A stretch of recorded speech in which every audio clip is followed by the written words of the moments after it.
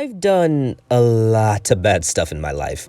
Sure, I can make the usual excuses for my crimes: a rough upbringing, poverty, addiction, falling in with a bad crowd, and so on.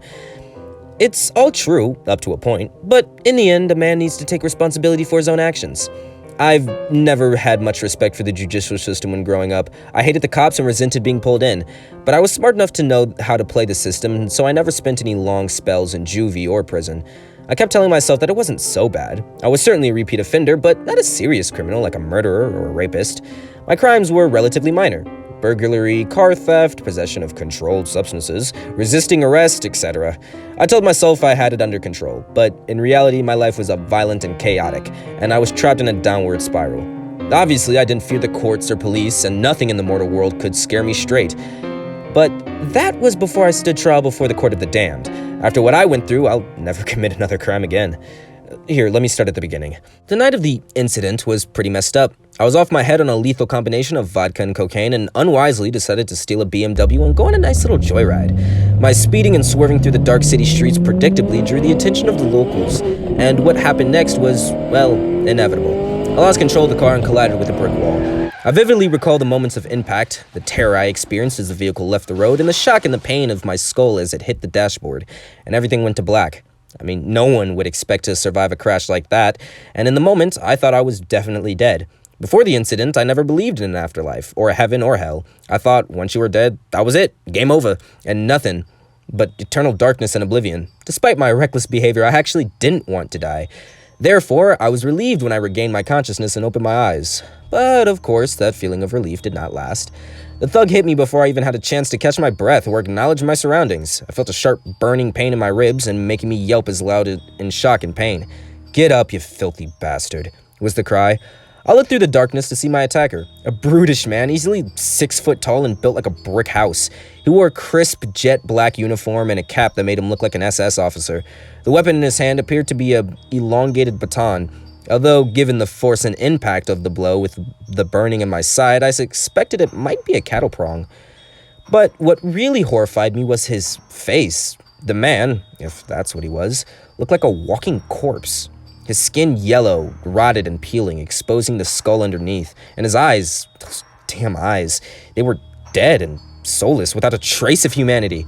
The monster opened his mouth to reveal a gaping maw and cracked, rotting teeth.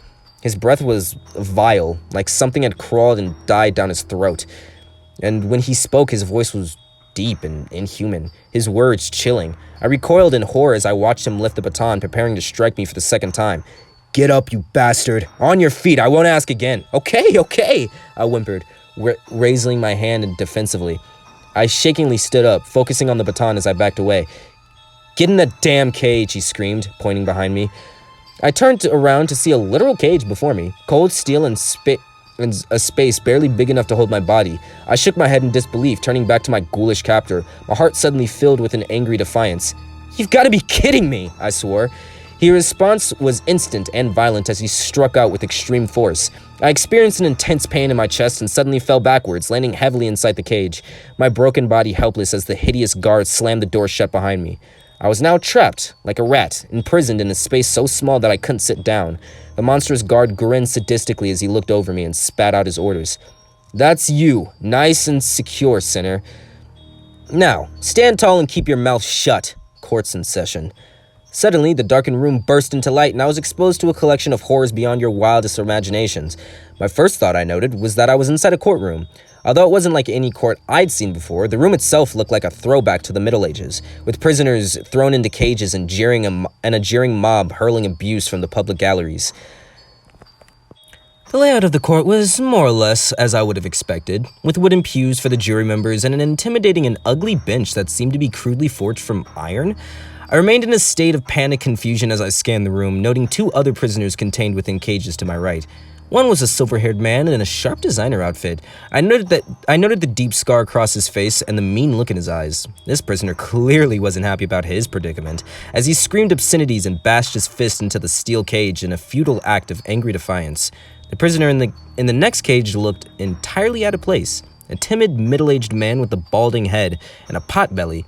He looked like a deer stuck in headlights and was evidently terrified by his predicament, appearing on the verge of tears. When he turned to face me, I noted his black shirt and white neck collar. A priest! The hell was he doing here? Time would tell, I guess. Meanwhile, the volume inside of the courtroom rose to a crescendo. With some difficulty, I turned my head and looked back at the viewing gallery at the rear of the court. What I saw was an angry mob standing on benches, their faces twisted with hatred as they screamed vile abuse and threats at me and the other prisoners. I just couldn't understand it. But what really confused me was the way that the men and women were dressed. They looked like they came from different periods of history, wearing everything from Roman togas to medieval tunics and 20s zoot suits. It made no sense, but that's what I saw. Their hatred was so visceral that I couldn't bear to look upon them for more than a few seconds, so I turned my head to try to ignore their hate-filled cries. At this point, I tried to make a sense of my surroundings and the horrifying situation that I found myself in. This seemed to be like a nightmare, but I knew I wasn't dreaming because the pain I felt was too real for that. I was in a courtroom, but not like any courtroom that I've ever been in front of before. I considered myself something of an expert on the judicial system, having been through the mill many times, but I'd certainly never been treated like this before. Beaten, caged, abused? This wasn't right. And suddenly, my fear turned into defiance as I angrily turned my face to my captor, the zombie-like prison guard who stood outside my cage, grinning sadistically as he apparently relished in our suffering. "The hell is this?" I exclaimed angrily. "You can't treat me like this. I got rights, man." The ghoul laughed in open mockery before lashing out, poking his baton through the bars and hitting me hard in the stomach. I screamed as the pain shot through me, falling back against the cold steel of my tiny cage. The hideous guard came up close to the bars, spitting his hateful words through his clenched teeth. "Listen here, you bastard. You have no rights in this court, so shut up or I'll really hurt you." I gulped and fought through the pain, averting my eyes and meekly submitting. For a terrible moment, I thought he would hit me again, just for the badness' sake. But instead, he moved his attention to the other prisoners, beating them both into submission with brutal efficiency. I didn't understand what the hell was going on here, but I knew this bastard would hurt me again if I spoke again, so I kept my mouth shut and waited. The next few minutes, several things happened at once. Firstly, the jury box was suddenly filled up with 12 figures. I didn't see them enter the courtroom or take their seats, but it was in an instant, the benches were all occupied. The jury members all appeared to be male, but it wasn't possible for me to identify their gender. They looked similar to the ghoulish guard, except less animated. Living corpses dressed in ill-fitting suits, their skin yellow and peeling, and their eyes empty and devoid of life. The sight of the 12 was horrific, and I wondered whether some sick bastard had dug these rotting corpses through the graves. What kind of court was this, anyway? The next individual that appeared as if out of nowhere was the court's clerk, who materialized in a small desk underneath the bench. This administrator took the form of some elderly woman with blue-rinsed hair and wide-frame glasses. Her skin was wrinkled and she looked rather frail, but her gaze was fierce, and when she spoke, her shrill voice dominated the room. "All rise for court," she yelled. "His Honor, the Lord of Darkness." I felt a cold chill run down my spine as I fearfully raised my head to observe the bench. The judge who appeared before us wasn't quite as terrifying as one would imagine, at least not in his initial form. Don't get me wrong, he was intimidating as hell, looking down at me from his bench like I was something that he stepped on. Nevertheless, the figure was on the bench wasn't a red demon with horns and hooves, but rather a middle-aged man dressed in a long, dark robes and a traditional peruke wig. His face was screwed up with barely suppressed rage. He frowned as he surveyed me and the other prisoners, not bothering to disguise the contempt and disgust in his voice. There was something in his dark eyes which shook me to my core, a wicked malice and propensity to violence unlike anything I had ever seen in a human being. I couldn't bother to meet his gaze for more than a few seconds, and so I looked down at my feet in an act of fearful submission. I noted the absolute silence in the courtroom after the judge's arrival. The motley crew in the public galleries were no longer jeering at my fellow prisoners and also seemed trapped in a state of terrified-filled awe. Even the thuggish guard who had assaulted me seemed to be afraid of the preceding magistrate as he slipped away into the shadows. You could have heard a pin drop in that tense moment before the demonic judge opened his mouth to speak, and his terrible booming voice filled the room. "Be seated," he ordered. The jury members and audience complied. There wasn't an option for us prisoners, however, as our restrictive and uncomfortable cages prevented us from sitting, and the proceedings continued regardless. The judge looked down upon me and the other prisoners, his polite words barely suppressing his contempt as he addressed us. "Welcome, gentlemen, to the Court of Final Justice. You are here today because your mortal lives have come to an end, and now you must face the judgment of your many sins. Let it be known that this courtroom is very different from any that you've stood in front of in the mortal realm. You will no longer enjoy the legal protection afforded to you on this earth. You cannot lie in this courtroom because we know everything. Every single sin you've committed from birth till death. All will be seen and all will be judged. And when, if you are found guilty, your punishment will be severe. You will burn in the fiery pits of hell for all eternity, tortured and tormented by methods beyond your comprehension. Gentlemen, today is the day you will finally face the consequences for your heinous acts. My tired brain tried to make sense of what I had just heard. What was this lunatic saying? I was dead and being judged for my sins? This couldn't be real. It just couldn't be. I listened intently in shock and awe as the dreaded magistrate continued. Now, let us proceed. Who is the first to the docket? Our first defendant is Angelo Di Mio, age 62 at the time of his death, accused of 13 counts of murder, 22 counts of attempted murder, and 342 counts of assault. The elderly woman clerk read the charges from a sheet of typed paper. I see, the judge answered, with a knowing nod. I looked at the dapper gentleman in a new way, now realizing he was much more than an angry man who couldn't control his anger. This was a dangerous man, a mob hitter with 13 bodies under his belt. I couldn't understand why I was in the dock with a man like this or how my crimes were any way comparable to his. Angelo seemed taken aback for a moment, but soon regained his ferocious spirit as he unleashed an angry tirade. That's bullcrap, he exclaimed. The pigs have been trying to pin those murders on me for years, but they've got no evidence, and you pricks have nothing on me. Mr. Di Mio, boomed the judge, while his eyes reddened in anger. I have explained the rules of this court. Your mortal laws do not apply here. I will give you one warning, and only one. Another outburst and you'll be held in contempt of court, the consequences of which will be severe. Screw you, Angelo swore in reply, without a second's hesitation. I could hardly believe how reckless he's being. I'd feared what would happen next, as I suspected the guard would dish out another beating to Angelo, but they had a more creative punishment in mind. The judge was clearly furious, but I swore I could see a glint of gleeful malice as he spoke his next words. Very well, Mr. Di Mio.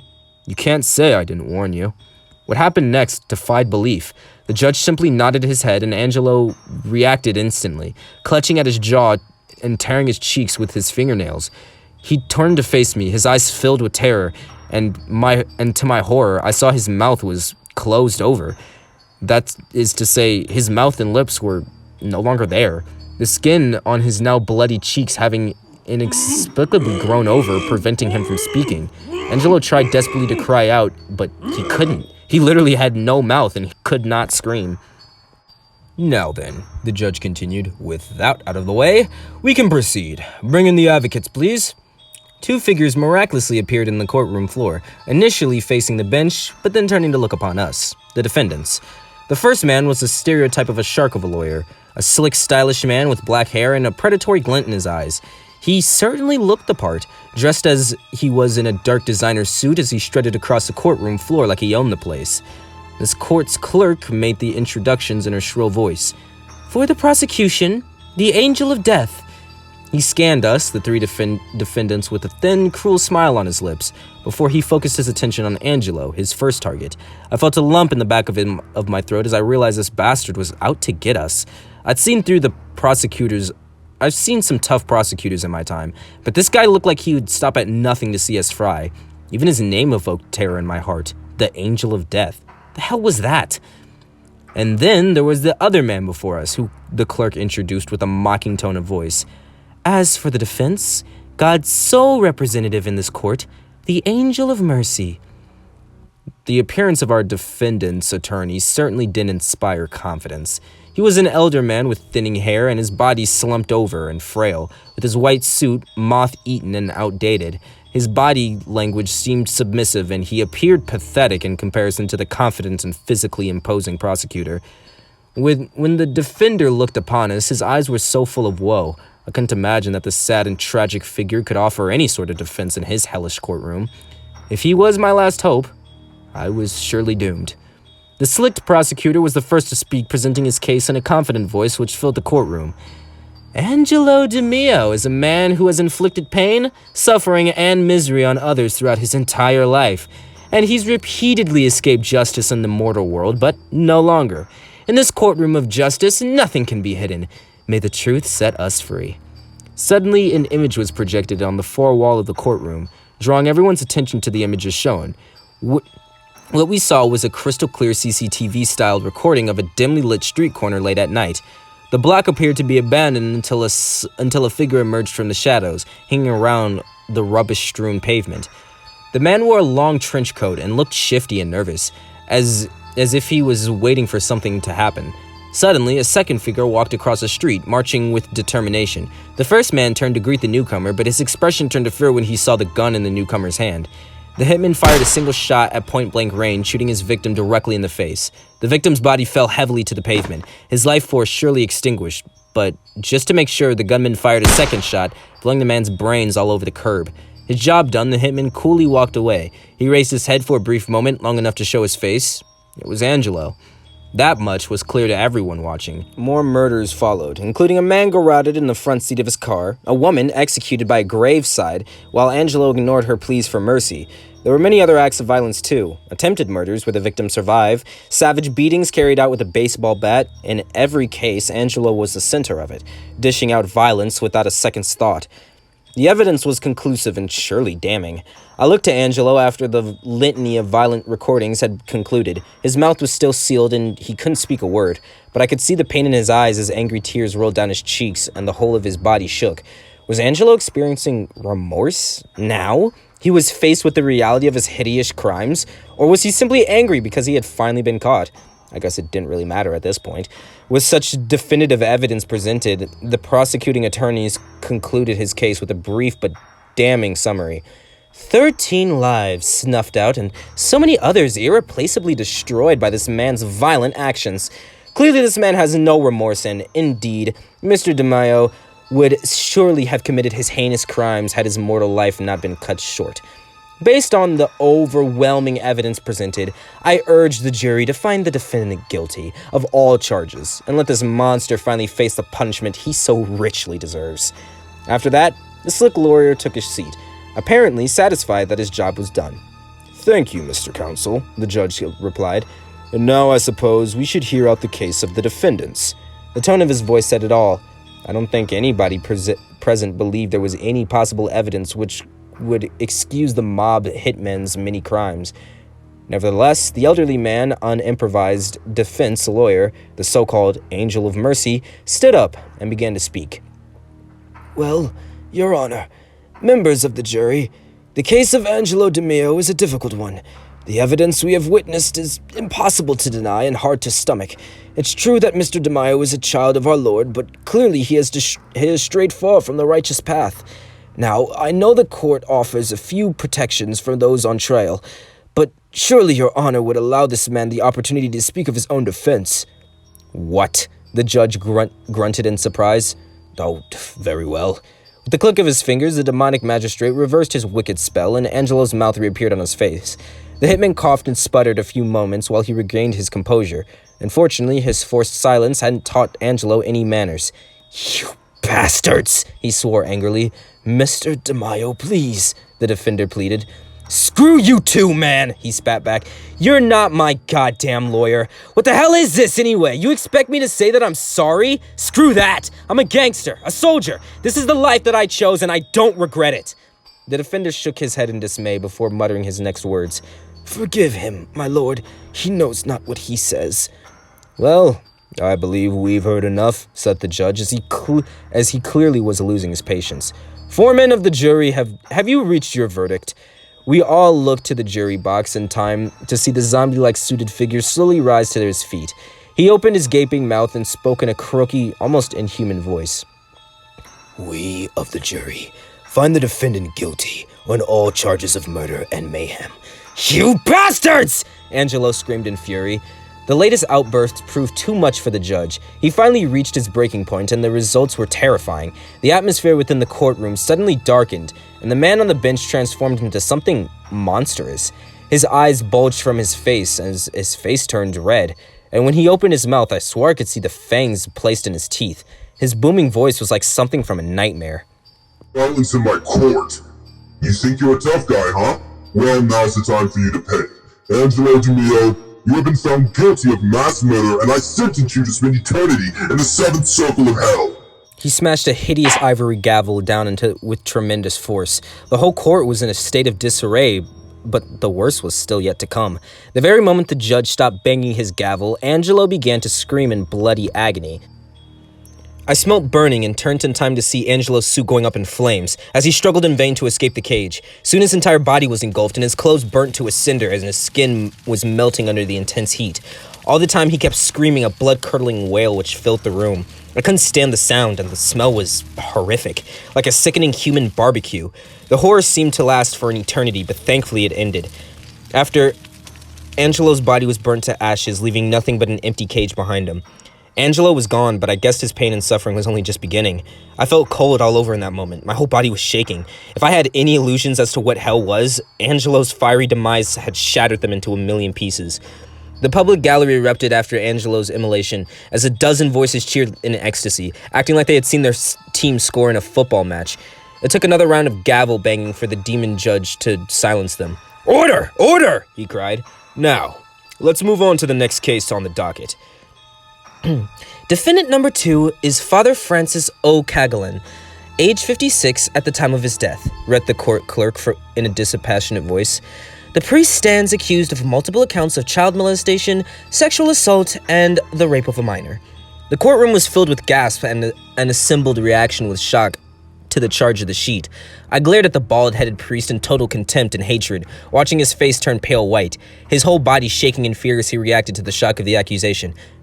"No," he whimpered. "This isn't right. It's all lies. I would never—" "Silence!" the judge exclaimed. "You will keep your mouth shut until told to speak. Or have you forgotten what happened to the previous defendant?" Clearly he hadn't, as Father O'Callaghan didn't utter another word. The court proceedings carried on regardless. Much the same as before, the sick prosecutor took the floor first, and once again, his words were damning. This man was placed in a position of trust, a respected man of the cloth. He claimed that he was helping to mold young minds, guiding them down the path of spiritual enlightenment. But the horrors he inflicted upon these innocents behind closed doors, well, the evidence speaks for itself. Once again, an image was projected on the back wall of the courtroom. We all looked in abject horror as the priest led a young boy of about 9 or 10 into a vestry, touching him inappropriately before, well, I won't describe what happens next. The truth is, I've tried my best to block those horrible sights out of my memory. And there were other children too, boys and girls, all young and frightened. I saw their fear and felt their pain until I thought it would drive me mad. By the end of it, I would have torn that bastard O'Callaghan to shreds with my own bare hands if I could have gotten to him. At first, the priest seemed disgusted by his own actions as he lowered and shook his head, tears running down his cheeks as he continued to whimper in self-pity. As images ended, he finally mustered the courage to speak. It's not my fault, he whined. "Excuse me?" the judge spat angrily. "It's not my fault," the priest replied more defiantly. "I am the way God made me." "Well, we can soon rectify that. Shall we defang this viper?" The judge clicked his fingers, and a second later, O'Callaghan screamed in agony. I glanced across the priest as I saw him clutching at his groin, which had been transformed into a bloody mess. He continued to scream, his body falling against the bars of his cage, but he was unable to collapse due to the tight restrictions of the cage. I didn't feel an ounce of sympathy for him, nor did anyone else inside of that hellish courtroom. After savoring the priest's suffering for a moment, the judge turned to the sheepish-looking angel of mercy. "Counsel, you have a case for the defendants." The older defender looked troubled, and I wondered what he could possibly say in defense of this abusive priest. As it turns out, he chose his words carefully. "Father O'Callaghan's crimes are indeed horrific and indefensible. He was a holy man, and we must assume that he held genuine faith at one point in time, but clearly he has strayed from the path, indulging in his most wicked perversions and abusing the most vulnerable and innocent of the world. One can only hope that Father O'Callaghan feels more remorse for his crimes now that he is confronted by the horrors of what he's done." O'Callaghan stopped crying for a moment, raising above his pain to deliver an angry response. "They were sinners, every one of them. They deserve to be punished. I was doing God's work. I'm the way he made me." "You're beyond God's help now," the angel of mercy replied, with a terrible sadness apparent in his voice. "I've heard enough," the judge boomed. "Foreman, have the members of the jury reach their verdict." The zombie-like juror in his ill-fitting suit clumsily stood and opened his gaping maw to speak. "We find the defendant guilty of abuse, molestation, rape, and ultimately the betrayal of trust." Very well, the judge replied with satisfaction. I watched as he transformed into his demonic form and banged his gavel down. Father Francis O'Coglin, you have been found guilty on all charges. For your heinous crimes, I sentence you to freeze for all eternity in the ninth circle of hell. Let it be done. No, you can't do this, were the priest's final words. He didn't get the chance to say anything else. The judge was true to his word at the very least. O'Coglin didn't burn like Angelo. Instead, he literally froze. His blood-curdling screams filled the air until his whole body turned to ice. Then he shattered into a million pieces, the shards falling to the floor before melting into oblivion. The assembled audience shouted in glee, causing chaos before the judge called them to order. All I could do was gasp, astonished by the horror of what I had just witnessed. Don't get me wrong, I didn't feel any sympathy for that monster O'Coglin or Angelo, but now that they were both gone, I came to the terrible realization that I was next. Very well, the judge continued, his tone now disinterested. I see we have one more defendant on the docket. Details? The court clerk read my name and age and the charges that I was accused of. Burglary, assault, grand theft auto, and a few other offenses to boot. The judge surveyed me with his eyes full of loathing. This case seems rather dull compared to the other two, but I suppose justice needs to be done. Let's hear the case for the prosecution. The suave Angelo Death took to the floor, coolly delivering the evidence he had hoped would send me straight to hell. It's true that the defendant's offenses aren't as serious as his predecessors, but he was still young when he passed, and no doubt would have progressed on to more serious crimes had he lived. He glared at me and smiled cruelly before continuing. His life had been one of chaos. He's stolen from and hurt many people, dishing out misery and suffering, all without remorse. But don't take my word for it, ladies and gentlemen. Let's see the fruits of this young man's labor. The familiar scene followed, with crystal clear images projected against the far wall, except this time it was my crimes being played out.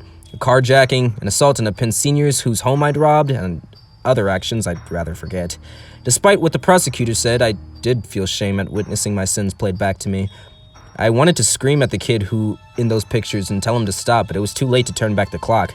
The judge seemed bored at this point, as if he wanted the case to end. Defense? He asked impatiently. I glanced longingly at my so-called angel of mercy, who now represented my final chance at salvation. I certainly didn't hold out much hope that he'd deliver, given his poor performance to date. My blood chilled as I remembered what had happened to Angelo and O'Coglin, and I shivered in terror considering my own fate. The aged defense lawyer took a deep breath before speaking in a soft but surprisingly confident voice.